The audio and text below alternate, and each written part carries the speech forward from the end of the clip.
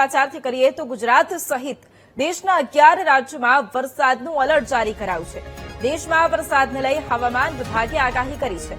પૂર્વ ભારતમાં પૂર અને અતિભારે વરસાદનું એલર્ટ જારી કરાયું છે.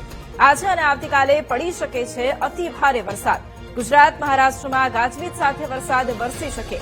દરિયાકાંઠાના લોકોને સતર્ક રહેવા માટેની પણ સૂચના આપી દેવામાં આવી છે. તો એક તરફ ગુજરાત સહિત દેશના 11 રાજ્યોમાં વરસાદનું એલર્ટ જારી કરવામાં આવ્યું છે અને દેશમાં વરસાદને લઈ હવામાન વિભાગે આગાહી કરી છે. પૂર્વ ભારતમાં પૂર અને અતિભારે વરસાદનું રેડ એલર્ટ.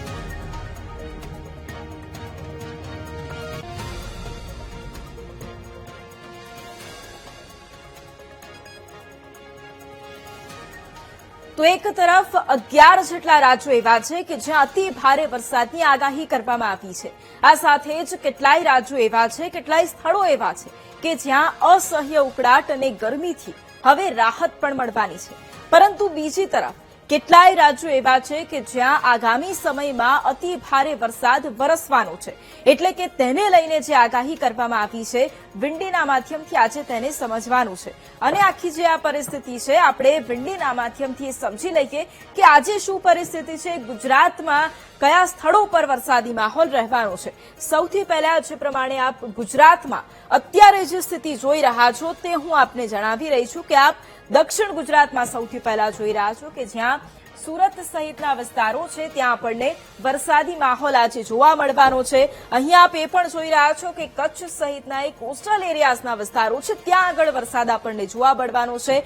રાજકોટમાં છૂટો છવાયો વરસાદ, સુરેન્દ્રનગર હોય, ભાવનગર હોય ત્યાં પણ વરસાદ જોવા મળવાનો છે. અને અહીંયા જો આપ જોશો તો ખ્યાલ આવશે કે કોસ્ટલ એરિયાઝમાં વધારે વરસાદ રહેવાનો છે. આ તરફ ઉત્તર ગુજરાતમાં પણ આપણને વરસાદી માહોલ જોવા મળશે અને મધ્ય ગુજરાતમાં આપણને છૂટો છવાયો વરસાદ જોવા મળવાનો છે. હવે જ્યારે આપણે અહીંયા સૌથી પહેલા તો એ જોઈ લઈએ કે અરબી સમુદ્રમાં એક જે સિસ્ટમ છે એ સક્રિય થઈ છે. આપ જોઈ શકો છો કે એક તરફ અરબી સમુદ્રની અંદર એક મજબૂત સિસ્ટમ અને એની જે સીધી અસર છે એ ગુજરાતના દરિયાકાંઠાના જે વિસ્તારો છે ત્યાં થઈ રહી છે. એટલે સીધો વરસાદ કોસ્ટલ એરિયા તરફ આપણને વધારે જોવા મળી રહ્યો છે. અહીંયા પણ આપ જોઈ શકો છો કે મુંબઈ સહિતના વિસ્તારોમાં અત્યારે ધોધમાર વરસાદ, કારણ કે મહારાષ્ટ્રમાં જે રીતે વરસાદની એન્ટ્રી થઈ ચૂકી છે, ચોમાસું અટકી પડ્યું હતું પરંતુ ધીરે ધીરે હવે તે આગળ વધી રહ્યું છે. એટલે આ પણ એક પરિસ્થિતિ આપ જોઈ શકો છો કે આજે કયા કયા ભાગોમાં વરસાદ નોંધાવાનો છે.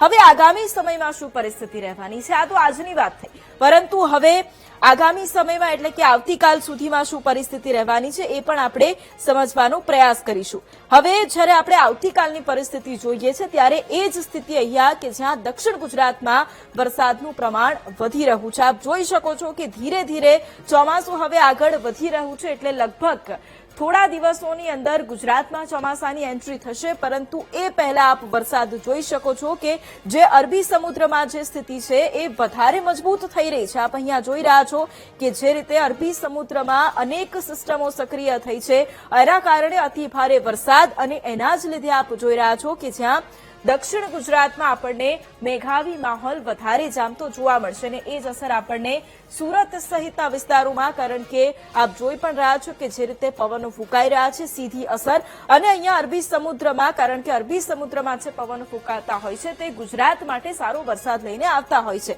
અહીંયા પણ આજની જે સ્થિતિ એ જ પ્રમાણે આવતીકાલે પણ રહેવાની છે કે જ્યાં કોસ્ટલ એરિયાઝમાં વરસાદની સ્થિતિ રહેવાની છે. કચ્છના કોસ્ટલ એરિયાઝમાં પણ વરસાદની સ્થિતિ આપણને જોવા મળવાની છે.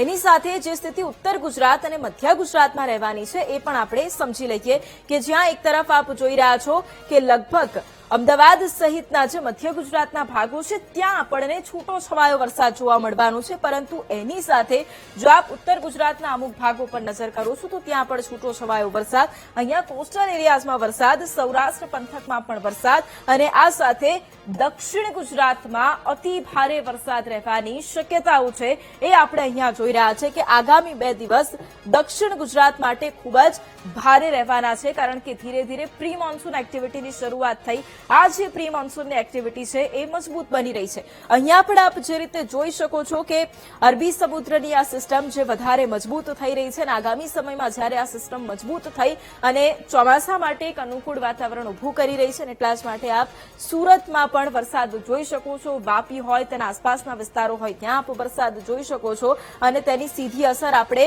સૌરાષ્ટ્રના દરિયાકાંઠાના વિસ્તારો ઉપર પણ જોઈ શકીએ છીએ. આ પરિસ્થિતિ લગભગ સોમવારના દિવસોમાં રહેવાની છે. હવે આગળ શું રહેવાનું છે એ આપણે થોડું સમજી લઈએ, કારણ કે વરસાદ હજુ પણ આપણને વધારે જોવા મળશે. આપ જોઈ શકો છો કે અહીંયા જે સિસ્ટમ છે અને આપ સીધી રીતે અહીંયા જોઈ શકો છો કે આ આખું જે ટ્રફ છે એ મજબૂત બની રહ્યું છે અને 2 દિવસ પછી ચોમાસાની એન્ટ્રી ધીરે ધીરે ગુજરાત તરફ થવાની છે અને દક્ષિણ ગુજરાતમાં આપણને વરસાદી માહોલ જોવા મળવાનો છે. એટલે આખી પરિસ્થિતિ વિંડીના માધ્યમથી આપણે સમજી છે કે શું પરિસ્થિતિ રહેવાની છે. અને જે રીતે આપણે એ પણ સમજ્યું કે જ્યાં આજથી લઈ અને આવતા 2 દિવસ સુધીમાં શું પરિસ્થિતિ રહેવાની છે, પરંતુ એક સ્થિતિ એ પણ બની રહી છે કે જ્યાં જે ટ્રફ છે અરબી સમુદ્રમાં જે બની રહ્યો છે તે મજબૂત બનવાનો છે. એની શરૂઆત થઈ ચૂકી છે, પરંતુ 2 દિવસ પછી આ જે ટ્રફ છે એ વધારે મજબૂત બનવાનો છે.